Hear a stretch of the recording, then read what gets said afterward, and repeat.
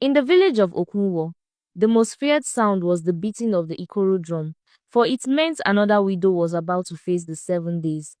It was a tradition no one dared question, passed down for generations. Every woman whose husband died would be locked alone in a small, dark room at the shrine, given only water and a little food.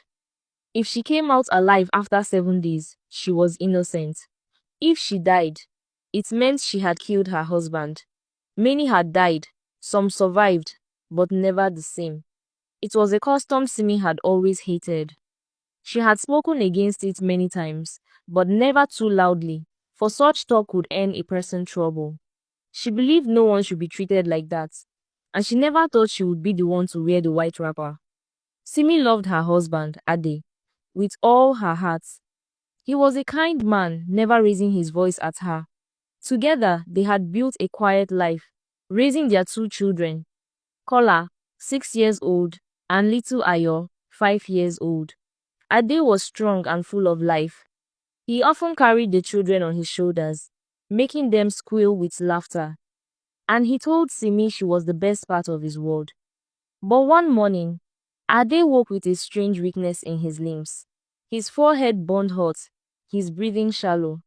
The village healer gave him herbs, but his condition grew worse with each passing hour.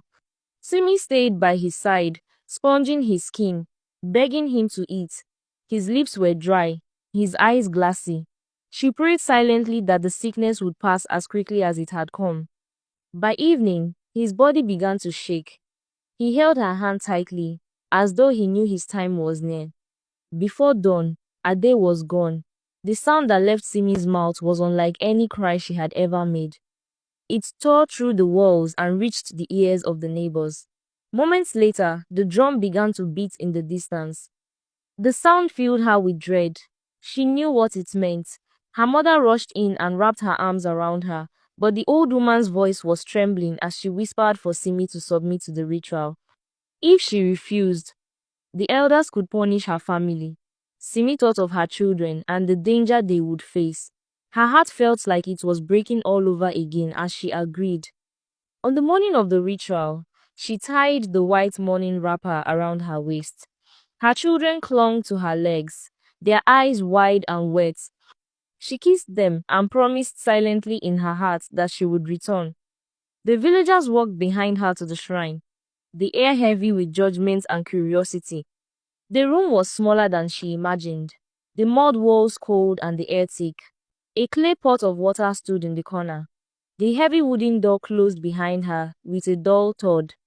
She sat on the floor, pulling her knees to her chest, her mind drifting to memories of Ade's laughter, the smell of his skin after a day's work, the way he used to call her name. The first day passed in slow silence. Early the next morning, she heard the soft scrape of the food tray sliding under the door. She drank from the pot and forced herself to eat. The room was still. Hours passed. She lay on the floor, drifting between exhaustion and grief.